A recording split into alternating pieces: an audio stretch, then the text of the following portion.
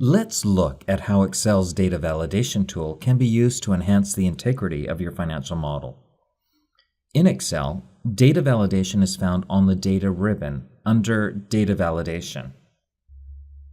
The Data Validation window has three tabs: Settings, Input Message, and Error Alert. In this screenshot, the gross margin input range has been set to between 0 and 90%. Although you cannot see the Error Alert tab, it has been set to give the user a warning message if gross margins are set outside this prescribed range. If you put data validation on your model inputs, you can check if a user has set inputs to numbers outside the preset data validation ranges. To circle invalid data, go to Data ribbon, Data Validation, Circle Invalid Data.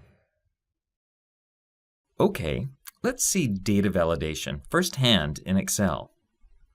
For this demonstration and throughout this course, we use Excel 2016. So we will find data validation on the Data ribbon.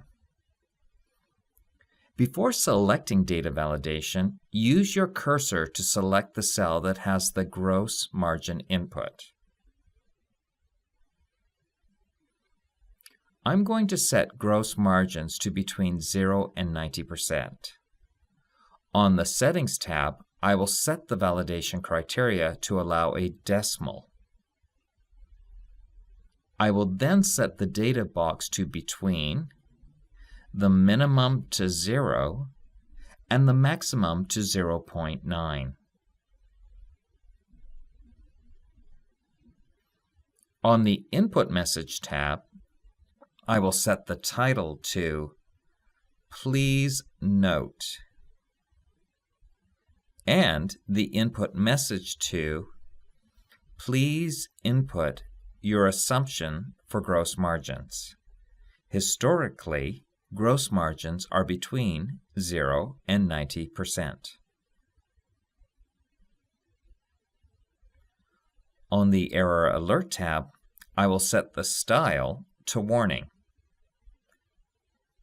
the title to Warning, and the error message to You have input a gross margin assumption that is not between 0 and 90%.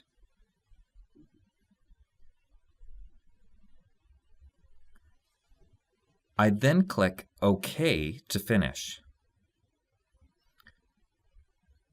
I'm now going to type in 95% into the gross margin input to ensure that the error message is working correctly. When the error message appears, I'm going to click Yes to continue.